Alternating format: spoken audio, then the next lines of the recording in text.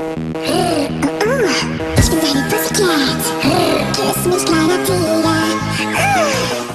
Sagwa's Secrets, a creepypasta reading by Clarice. I've always been an internet girl, as they'd call it. You know, always online when I can be, always web surfing when bored, always obsessively hopping on every new trend. My life isn't completely online, but a great deal of it is, I'll admit that straight up. With all of this said, I've, of course, heard about the dark web. Thing about that is the weirdest thing I've ever found on what was probably the dark web itself was rather hard to explain and still pretty hard to comprehend. I'll just cut to the chase and describe what happened without dawdling on anything. It was a typical day. I had taken a few pictures beforehand and posted them on Instagram. My mind was empty, pretty usual, and it was a weekend after all. Nothing much to do but laze around in my dorm. 2023 wasn't the best year when it came to eventful news. I checked my email, wondering if any of my friends replied, or the jobs I applied to have asked for interviews. Being a stressful time of year, finding a job was difficult, and college was putting an extremely heavy weight on my shoulders. I assume I may have missed an assignment or the like, and braced myself to be exhausted when I saw the new notification arrive. Instead, I found this strange email that I didn't expect to see. I didn't think too much of it, I just assumed it was spam, but the subject line seemed odd. Even for a spam email, I squinted a bit to see if I was reading it right. Use the Konami code. The Konami code? Of course I had heard of it, being a self-proclaimed gamer girl. I knew it was a Japanese cheat code. I wasn't too into Japanese culture myself, but I knew enough about Japanese video gaming to know that. It was used basically everywhere in every game for some kind of game cheats and stuff like that. What'd that even mean? Deciding to take a little risk, I clicked on the seemingly scam link, wanting to see where it would lead me. At best, I'd get a laugh. At worst, I'd get a virus. I've dealt with plenty of those. I was curious to what this email could mean, and why it was linking me to PBS Kids, of all things. I remember playing on that site back in the 2000s, back when I was a little girl. Was this actually what I guessed it was, some kind of scam or joke? Either way, this cat girl wanted answers that day, and she was gonna get them. Clicking on the link, I was redirected to the typical PBS Kids, oops, can't be found, error page. I thought this might have been some kind of prank before I remembered the subject of the email, use the Konami code. I thought for a minute before typing it up on my keyboard. Up, up, down, down, left, right, A, B. Strangely, I was taken to a new link with nothing but a video. Not YouTube, not Vimeo, just a video against a black web page. I was surprised, yet curious, and decided to click on the play button. I was more surprised at what I saw next. I was greeted with an old friend, well, that I had never expected to see again, much less on some weird web link. Sagwa, the Chinese Siamese cat. The video featuring a still image of her typically smiling face and eyes towards the audience, namely me in this case. I hadn't thought about this show in years, and I didn't know why it was coming back to haunt me now. Some kind of strange nostalgia, coincidentally lining it with my own interests, or...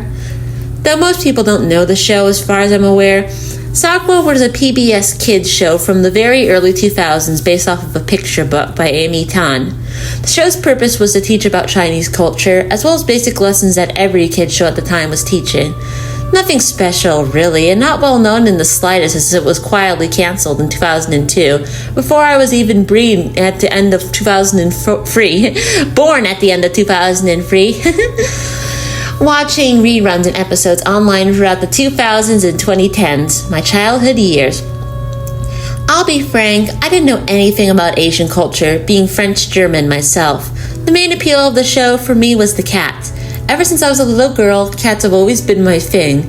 Cats this, cats that, anything related to cats, I'll always be the first one to hop on. So, of course, a show completely centered around cats was a dream come true for little me. And me currently as well, as my love of cats never lessened. I'd watched the episodes religiously when I was young, and they all began at that intro that was supposed to play now, but didn't. It simply stayed on Sagwa's smiling face for about 10 seconds, silently, unmoving, in a manner that made me uncomfortable. Needless to say, I was surprised to see the title card, which read Sagwa and nothing else, not even in the text style of the show. Just plain white text, as if it had been made on an early 2000s computer. I was confused, but then assumed this could possibly be a fan-made thing. However, I doubt a fan-made thing would somehow be linked from an official website. Then again, why would PBS Kids, an easily accessible website, implement a feature like this? Some kind of game for older kids, or... Either way, I wouldn't think too much on this. This seemed fun for a mysterious video link. I might get a good laugh or two out of a Newgrounds-style animation or like. Newgrounds was full of weird videos like this, seemingly based off of kids' cartoons, though Barney and Dora were way more likely candidates. The title card was followed by another one, which, unlike the uneasy silence of the first one, erupted with a gong, causing me to jump a little in my seat. The text read, 3 days left, in the same plain white text as the previous one did. Instead of fading out or any kind of transition, the title card abruptly cut to an empty room. The room was ancient Asiatic in design, as the series takes place in both location and time period, but bore no decorations, unlike the recognizable decorated palace usually seen. The walls and floor were in paste, but bare otherwise, aside from the three in the middle of the fixed shot. The kittens, Dongwa, Shigwa, and of course the titular Sagwa, sat in the middle of the room. However, they were not smiling, laughing, or even talking like they usually started the episodes out with, rather staring at a slowly spinning red top with blank expressions. There was a faint yet ominous Chinese flute playing in the background, making me feel rather uneasy. It's not as if the imagery itself was scary. The animation was pretty much the typical style and quality for a Sagwa episode as I remembered. I just remembered why it looked as accurate as it did for an episode that I had apparently never seen before, and began to doubt the fan-made episode theory I had in mind.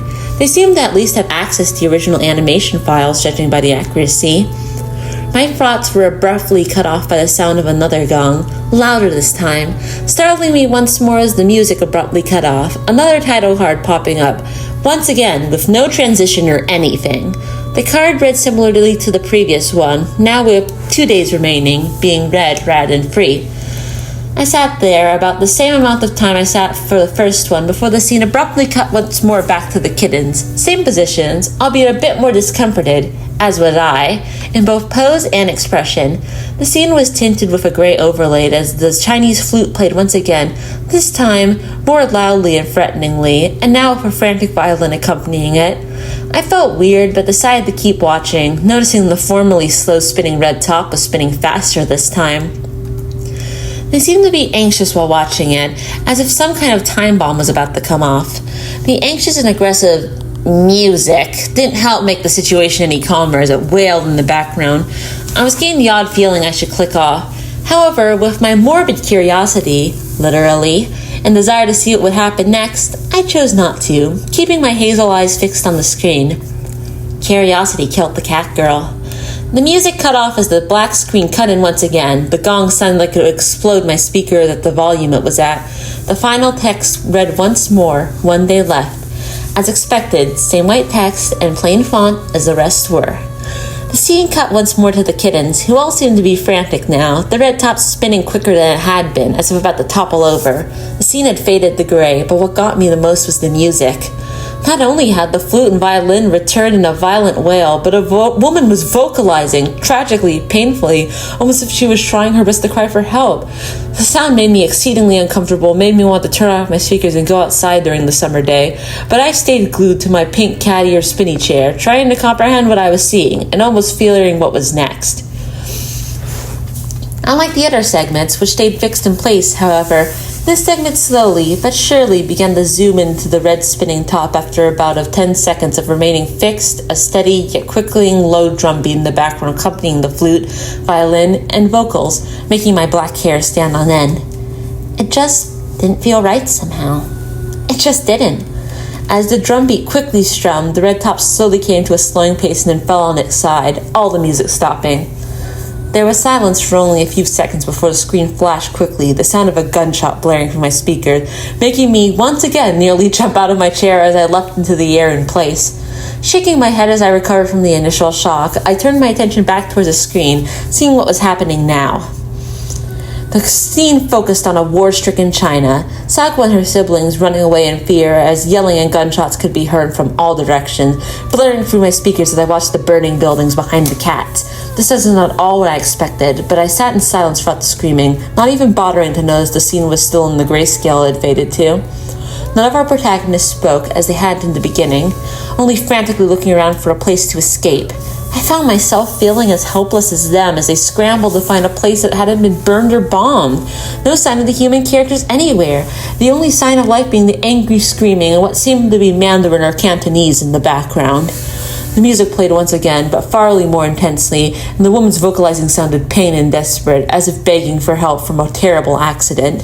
I became very stressed out, and my eyes only became more stressed as some kind of explosive was dropped from the kitchen, causing a loud explosion to play as several incomprehensible images flashed on the screen. I didn't make out what they were, but I didn't care. I decided to spare my vision by closing my eyes, waiting for the screaming and bombs and music of agony to stop. What was this? What the hell was this? Was college just getting to me? The job hunting? Was I just delirious? Either way, I wanted it to stop. This was also, well, overwhelming. Eventually, when my ears couldn't take it anymore, it stopped. It just stopped. Uncovering my eyes and ears, I saw the screen had faded back in. Still in grayscale, the camera panned over in silence, showing the desolated remains of China. There was no sign of life anywhere whatsoever, human or feline. Not even the annoying little bat that followed Sagwa around was there. All there were the remains of buildings, some torn down, some burning, and the loneliness of the lack of presence. It almost made me feel sad in a way. The camera finally came to an end, focusing on Sagwa, or what seemed to be left of her anyway. While she was clearly alive, she seemed beaten up, her collar torn, and her fur matted. While I usually would have laughed at this, comparing her fur to my own long black hair that always got tangled, somehow I just couldn't bring myself to joke about this. It felt strange seeing a familiar character in this situation, and I watched Newgrounds animations. Sound was absent for about half a minute. Before, through the silence, a few notes played on my speakers before more instrumentals joined in, clearly beginning the start to a song. Despite what I had seen so far, I was still taken aback by this, as the show was never a musical. Then again, it was obvious this wasn't made as a normal episode anyway. I waited for the song to begin, a nostalgic and calming memory reaching my ears, played by Chinese instruments, albeit sweetly, unlike the desperate and crying wail of instruments that had met my ears before. There was a long shot of Sagwa, her fur blowing in the wind, and surprisingly good animations for an early 2000s show. Before she closed her eyes, she then began to sing in a voice that wasn't Holly Goff or Frankles, or anyone else in the show, for that matter. I couldn't recognize the melody before it occurred to me. She was singing a Chinese lullaby, beginning to walk as she did so. While Chinese culture was the basis of the show, the introduction to this soothing yet haunting lullaby was surprising after the seeming bloodshed and destruction I just witnessed, but welcome as I closed my eyes and listened to her sing, walking through the desolated town. I almost forgot about the anxiety I had felt just moments before. Despite the unsettling images of the burning buildings and corpses, she seemed oddly at peace, walking calmly as she sang. As the destroyed buildings and smoke slowly became less and less as she made her way onto a grassy hill, overviewing the sun from behind as she sang the final line, the animation nearly bringing a tear to my eye. How was this done for a show on a clearly tight budget, if this was even made by the creators, which I admit, I highly doubted considering the content, but at the same time, I couldn't imagine someone who had no connections to the studio beforehand making something so convincing. As Sagwa concluded singing, the instrumental slowly faded out, concluding the song to follow her. I was left with a shot for about 5 seconds of her staring out, before the camera cut to a shot of her eyes, which shared the camera for 3 seconds before closing, the scene fading to black rather than cutting out. I thought it was over before the gong blared once again, the message appearing on the screen that was far too quick to read. After the gong's reverb faded away, I found my page redirecting right back to the error, back to the original PBS Kids website. I didn't even try entering the code again. All I could do was sit there and think one thing. What the actual hell did I just watch? Of course, the episode lingered on my mind for the longest time, and while it wasn't a major priority of mine, being stressed out enough with other matters, I decided to find some closure after thinking about it for a while. What would I go to? Well, emailing PBS Kids, of course. I sent an email to PBS Kids, hoping for a more satisfying response than what my brain had made up, as if it was some kind of clever trolling, or that I had simply dreamed the whole thing up myself one day from exhaustion. Maybe they'd know about the strange link hosted on their site. I doubted it, as I could tell the story came out of some kind of hacker or the like, but I decided it wouldn't hurt to try. About 2 days later, I saw a reply to my email, which I immediately clicked on. Unfortunately, not much luck came from this either. Hello, Clarice. Yes, that's my name. Thank you for contacting PBS Kids. We unfortunately don't have any answer to your question, as Sagwa and all related content was taken off our website in 2009.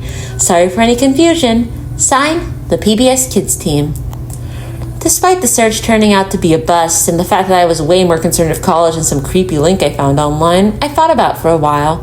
The episode wasn't much more disturbing than anything I would have found on the dark web in Best Score when I was a teenager, but questions still lingered in my mind. Why was this episode made? Who made it? Whoever made it did it accurately for sure. Was it trying to tell me something? What did the Konami code have to do with anything? Was it fan-made? If it was, why did it look so accurate? Did the creator of the show make it? Was it trying to tell me something? Was it just some kind of sick joke? Why was the show canceled so quietly? Was this actually the last episode? There's a lot of questions left over, but only one answer. Really? I just don't know, and I don't have the time to think about it.